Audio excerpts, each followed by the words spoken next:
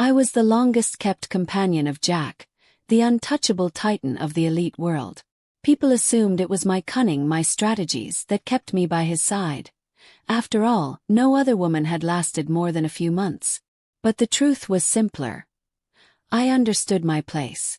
I knew the rules of this gilded cage and played my part perfectly. Then one day he brought back his first love from overseas. And just like that I disappeared. Pregnant, silent, slipping out of his life without a sound. 3 years passed. My daughter and I were sitting on a park bench one sunny afternoon, sharing ice cream, laughing, teasing each other like only kids and parents can. The world felt light, simple. Then Jack appeared out of nowhere. He pointed at my daughter. "Angelica," he said, voice steady. "Who is she?" "She's my sister," I stammered, hands trembling as I scrambled for an excuse. "Isn't she adorable?" My daughter, sharp as a tack, immediately ran to him and hugged his leg tightly. "Sir," she chirped with perfect timing, "my sister is single, unmarried, and totally available for you." I nearly choked on my ice cream. Later that night, on a sweltering summer evening, Jack had me pinned against his car, kissing me like he'd been starving for it. "Ange," he murmured, voice rough with desire, "say you missed me." I shook my head, refusing to give in. His kiss only deepened, fierce and consuming. "But I miss you," he whispered. "Every single day. Every single night." I was attending one of those painfully dull afternoon tea gatherings hosted by the city's socialites. In truth, it wasn't really a gathering. It was more like a quiet battleground. The elite women on one side, and me, the lone canary, on the other. The only reason I was allowed into their circle was because of the man I belonged to. Jack Hahn, a towering figure, brilliant and untouchable, standing at the very top of the power pyramid. The old saying goes, when one person rises, so do their connections. It had never been truer. But I hadn't forgotten where I came from. I clawed my way up from nothing, and my greatest strength has always been knowing my limits. Even after nearly 2 years with Jack, longer than any woman before me, I never let it go to my head. No arrogance, no false sense of security. So there I sat, tucked into the quietest corner, happily nibbling on macarons, trying to stay invisible. But of course, the conversation eventually turned to me. "Ange, we're all curious," one of them began. "Mr. Hahn always seems so cold, so distant." "He's not like that in bed, is he?" Another chimed in. "Exactly. When he looks at me, I can barely breathe." "Aren't you ever scared of him?" "Is he strict in private?" Then came the inevitable. "He's so hard to please. How did you even win him over?" "Just between us. Is he impressive in that department?" My fork nearly slipped from my hand. "Well," I managed, "he's just okay, I guess. Nothing extraordinary." "No way," someone laughed. "A man like him. Ordinary. Doesn't even exist in his vocabulary." "He's always working," I mumbled, grasping for an answer. "We don't see each other much." Just as the scrutiny was about to swallow me whole, my phone buzzed. Seeing Big Boss flash on the screen, I exhaled in relief and quickly excused myself to take the call in private. Jack's voice was low, tinged with exhaustion. "Having tea?" "Yes. I stopped by the mall earlier," I replied. "What did you buy?" "A bag and a necklace." "Go back and get a new dress." "But I just bought one." "A nightgown."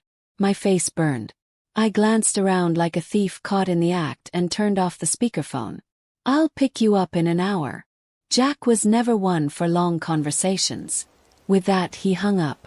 I used the call as my graceful exit from the tea party, making a quick detour to the mall on my way out. A nightgown. Not just any nightgown, a sensual one. Black, silky, delicate. Low cut at the chest, high slits on the sides, laced with subtle embroidery. Exactly the kind Jack loved. The moment I stepped into his Maybach, Jack gestured for me to come closer. I climbed onto his lap without hesitation, settling into his arms like it was the most natural thing in the world.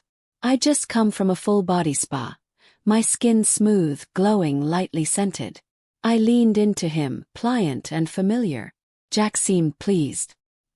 He removed his glasses and set them in the console, then slid his long fingers around my waist. "Gained some weight," he said, kneading gently. His tone wasn't critical, it was approving. "I've been eating a bit more lately," I stammered, cheeks flushing. "I'll start dieting tomorrow." "You don't need to diet," he said, pulling me closer. "You're perfect as you are." I rested my head on his chest. "Mr. Han, you just got back from a business trip.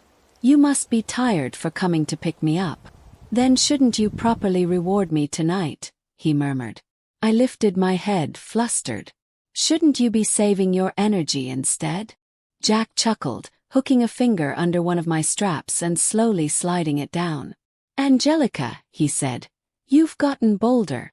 "I'm just concerned about your health, Mr. Han," I mumbled. His eyes traveled over me, slow and deliberate, fingers brushing the intricate lace on my bodice. "Fair enough," he said. "After all, something ordinary could never satisfy someone as precious as Miss Lu." My blood turned to ice. The arms around his waist suddenly felt foreign, frozen. "Jack," I whispered, pleading, my fingers weak at my sides. He didn't stop. He lowered his head, capturing my lips again, swollen and sore from his kisses. "Mr. Han," I managed, opening my eyes through a haze of tears. "Ange," he murmured, releasing me only to nip playfully at my earlobe. "Relax. No matter how busy or tired your man is, I'll always have the energy for this." I cursed him in silence. Vindictive, arrogant, cold and composed in public, untouchable. But behind closed doors, complete scoundrel. Who would have thought that the man who buttoned his shirts all the way to the collar in public, who rarely smiled, had one peculiar little preference? He loved it when I unbuttoned his shirt for him. By the time I woke up the next morning, Jack was already gone. As a pampered canary, my days were simple. Spend money, pass time. So I decided to stay in bed until noon, scrolling mindlessly through Facebook. That's when I saw it. Rising star artist Camila to return to China for nationwide art tour. First stop, Beijing. The name Camila tugged at something deep inside me. I couldn't shake the feeling I'd heard it before. I typed her name into the search bar, and the third suggestion froze my fingers. Camila Jack. Click. One post appeared. This is what I imagine when I think of a real power couple, an elite magnate and his unforgettable first love. The photo was blurry, but the image was clear enough. A tall, handsome man. Petite, beautiful woman. She smiled gently at the camera. He looked at her with soft, tender eyes. She was wrapped in his coat. I shut my phone and lay back, closing my eyes. Memories surged, fast, chaotic, until one finally stopped. I was in a hospital bed, pale, fragile, my stomach swollen with pregnancy. Jack stood in front of me, his arm around Camila's waist. Both wore wedding rings. His voice was cold. "Angelica, give birth to the child, and I'll pay you 10 million. Camila can't have children due to her health. This baby will be hers. Take the money and never come back. You should know that having Camila as a mother is the best thing for the child." So that was my role all along, a tragic supporting character. After taking the money and leaving, I became consumed by resentment. I sneaked back into the country, desperate to reclaim my child. But the child only loved Camila. He rejected me, saw me as a disgrace. The pain drove me deeper into despair, until I spiraled into madness, plotting to have Camila killed. In the end, it was Jack who had me committed to a mental institution. I died there a few years later. That was my fate in the original story. And now, Camila was coming back. The gears of fate were turning again. If nothing changed, last night's passion would lead to me conceiving a child. Those final 2 rounds, the only times in nearly 2 years Jack hadn't used protection, were no accident. This was part of his plan. For Camila. To give her a child. Whenever Jack was in Beijing, no matter how late, he always came home. But this time was different. 2 days passed. No sign of him. My WeChat messages vanished into silence. When I called, he answered brief, distant. The company's been busy. If you're bored, go shopping or have tea. Be good. And remember, no dieting. When will you be back? In a couple of days. The call ended. Moments later, my account balance jumped by 5 million. A text followed, "Buy whatever you want." In the past, I would have flooded his inbox with kissing emojis, sweet nothings, playing the perfect, doting canary, making sure the big boss stayed happy. But this time I stared at the screen for a long time before typing just 2 words. "Thank you." Jack didn't reply. On the 3rd evening I saw the news. The usually reclusive Jack had made a rare public appearance at the airport to pick someone up. Camila. Footage showed them surrounded by bodyguards. I couldn't see her face clearly. Jack had shielded her completely. Like me. My face, my life, was splashed across gossip sites without a second thought. A treasured first love. A disposable plaything. Of course, the treatment wasn't the same. I turned off the TV and went downstairs. Dinner was already set. "No need to wait for Mr. Han," I told the staff. "He won't be home tonight." I sat at the table and began to eat. Slowly, carefully, savoring each bite. After all, this was likely my last meal in Jack's villa. Jack said he'd be back in 2 days. He was a man of his word. So I chose to leave the night Camila returned, when he was surely too busy with her to notice me. I didn't take clothes. No jewelry. Left the credit cards exactly where they were. But I had another bank card under my name with nearly 8 figures. The money came from selling the first property Jack ever gave me. My mother had passed years ago. My father remarried, started a new family, and cut me off over a decade ago. I had no family, no real home. Leaving Beijing, I didn't know where I was going. So I bought a random plane ticket. Just before boarding, my phone rang. In the past 2 years, I'd never missed a call from Jack. This time I let it ring until it stopped. He wasn't the type to call twice.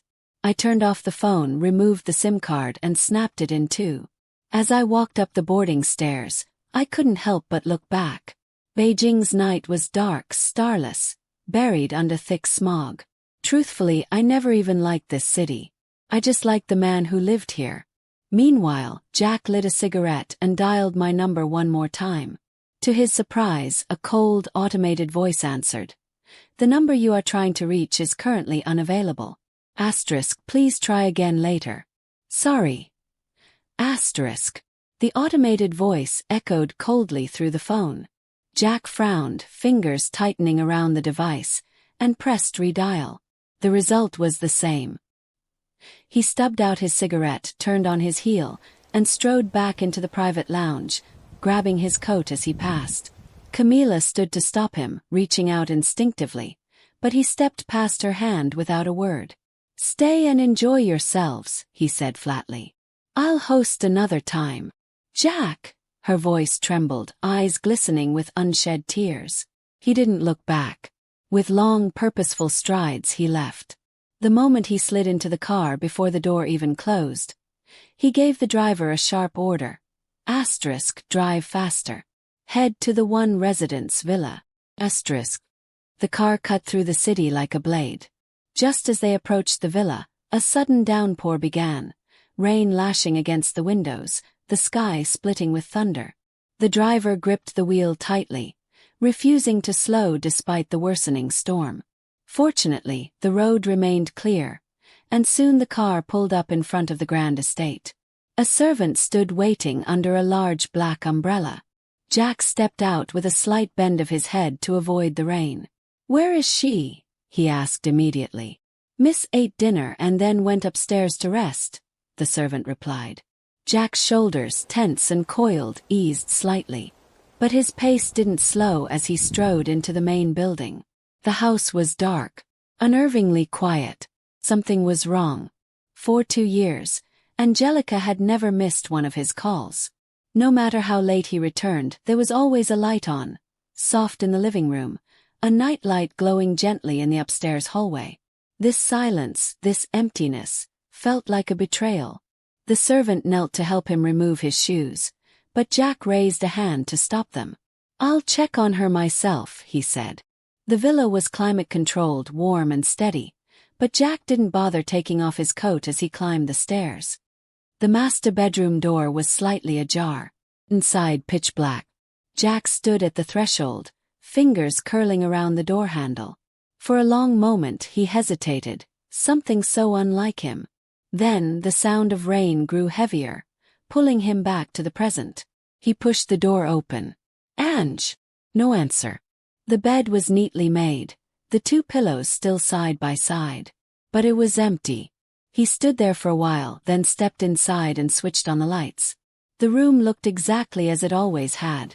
Familiar, untouched. Her makeup table was still scattered with the usual bottles and jars, casually arranged. But lying on the surface were a few bank cards. And a note. Jack's chest tightened as he picked it up and unfolded it. The message was short. "Mr. Han. Thank you for your care these past 2 years. I wish you peace, success, and happiness in the years to come. Sincerely. Angelica. He set the note down slowly. The mirror reflected his face. Stoic, cold, unreadable. But only he knew the storm raging beneath. His emotions, usually so tightly controlled, were on the verge of breaking loose. If Angelica were standing in front of him right now, he wouldn't be able to stop himself. He'd take her, hold her down, make her submit, until she could never think of leaving again. Instead, he turned and walked out. Downstairs, his secretary, assistants, and servants waited in silence. Without looking up, he said, voice icy. Replace all the villa staff immediately. Mr. Han. The one residence doesn't keep useless people, he cut in, casting a frosty glance at the group. He removed his watch slowly, flexing his wrist. His voice dropped lower, almost threatening. If she returns unharmed, you'll be lucky. If she's hurt, even a single strand of hair, you all know the consequences. With that, he turned and strode out. Rain roared outside, drowning the world in noise. But as he reached the car, his final words carried clearly. Contact the Aviation Bureau. Find out exactly where she is. During flights, I've always slept deeply. So deeply that time and space dissolve. I remember the first time I traveled with Jack on a business trip. I fell into such a deep sleep that when I woke up, I was sprawled across his lap, my head on his shoulder. Worse, there was a suspicious damp spot on his shirt. I was mortified. Panic set in. I braced myself for the worst. This man, this untouchable force, might throw me off the plane or worse, feed me to the fish after landing. But he didn't. He didn't even scold me. He just kept working, glasses perched on his nose, flipping through documents with calm precision. When he finally noticed my panic, his voice was softer than I'd ever heard. Had a good sleep? Yes, Mr. Han, I stammered. Would you like something to eat? I nodded, then shook my head, unsure how to respond. Still, he ordered food for me. Eat something first. I'll wrap this up shortly. After that, I accompanied him on countless trips. Business, leisure, overseas. Almost every time, I'd end up curled in his arms, sleeping like a child. Jack was discreet. He rarely used his private jet. But when he did, I'd remember the cramped cabin, the way his hands wandered, the way my breath caught, the way I tried so hard to stay quiet. Too quiet, apparently. The flight attendants never looked me in the eye when we disembarked. Now, for the first time, I was flying alone. And I couldn't sleep. Maybe I'd grown too used to the safety of his presence, the warmth of his arms, the quiet certainty that, no matter what, he was there. The cabin announcement broke through my thoughts. It had started raining shortly after takeoff, and now lightning cracked across the sky, thunder shaking the plane. Many flights were being delayed or turned back. Then came the announcement. Our flight will be returning due to weather conditions. Passengers grumbled in frustration. "This is rare," someone muttered. "I've never heard of a flight turning back just because of rain." Right. They always say flights never get delayed unless knives are falling from the sky. An absurd thought flickered in my mind. Then I dismissed it. Jack, with his deep-rooted connections from the Han and Chen families, wielded influence I could barely comprehend. His reach was like an endless ocean. But even so, the idea that he could command a storm, reroute a flight, just to stop me from leaving, it was laughable. A man as composed, as rational as Jack, wouldn't do something so reckless. Not even for me. Planes turn back for weather, technical issues, emergencies. Not for a woman. At the airport, passengers were moved to nearby hotels. I retrieved my luggage and joined the crowd heading for the exit. But when I reached the terminal hall, I stopped. I stood there waiting until the first light of dawn crept through the windows. Jack never came. I laughed, softly, bitterly, at my own foolishness. Course, I was just a supporting character in this story. Even if the plot shifted slightly, the ending never changed. The male lead always ends up with a female lead. The disposable woman remains disposable. I picked up my luggage and boarded another plane. The morning air in Beijing after the rain was unusually fresh. I told myself firmly that just as Jack had once wished, I would never return to this city again. The following summer, in a quiet southern town, I gave birth to my daughter, Lulu. Not the boy from the story. Not the child meant for Camila. Perhaps the moment I walked away from Beijing, something had already begun to shift. A tiny ripple, invisible at first, had somehow disrupted the tide. But I wasn't disappointed. On the contrary, I was filled with a quiet, overwhelming joy. Daughter. Even if Jack ever found out, he wouldn't try to take her. She was mine. All I wanted was to cherish her, protect her, give her everything I never had. "Miss Lu, come look, Lulu's smiling," the nanny said, bringing the pink bundle to my bedside. I looked down. She was fast asleep, but her lips curled into a tiny, dreamy smile. "She's such a beauty," the nanny whispered. "Not even a month old, and you can already tell she's going to be stunning. They say daughters take after their fathers." Jack was undeniably handsome. So yes, it made sense that his daughter would be beautiful. I gently held Lulu's tiny hand, feeling the warmth of her small fingers curl around mine. A bittersweet ache filled my chest. Memories, regrets, the life I'd left behind. But it was quickly drowned out by something stronger. Pure, radiant happiness. When Lulu was 6 months old, I saw Jack on TV for the first time since I'd left. Startled me.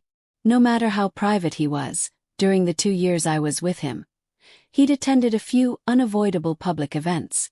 He wasn't invisible. But in the year since I'd disappeared, it was as if he'd vanished from the world. So when I suddenly heard his name and saw his face on the news, I froze. He had lost so much weight. His already lean frame now looked almost fragile.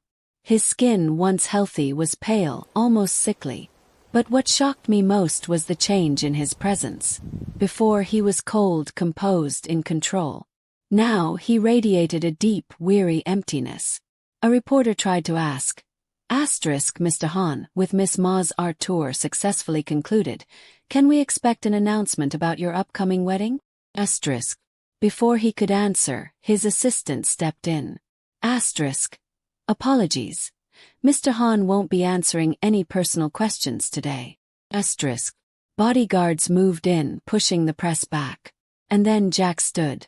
Without a word, he walked out mid-event, breaking protocol, ignoring decorum. The broadcast cut away, scrambling to recover.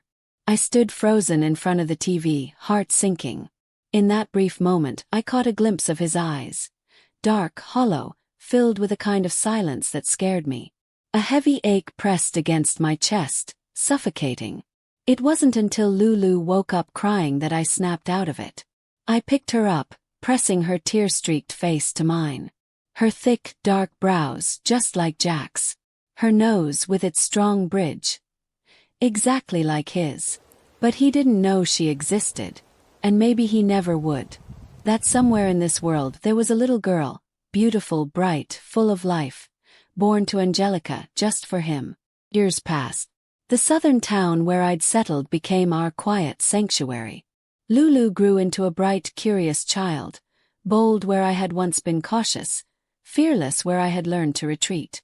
She had my voice, my laugh, but everything else, the way she tilted her head when thinking, the quiet intensity in her eyes, was all Jack. We lived simply.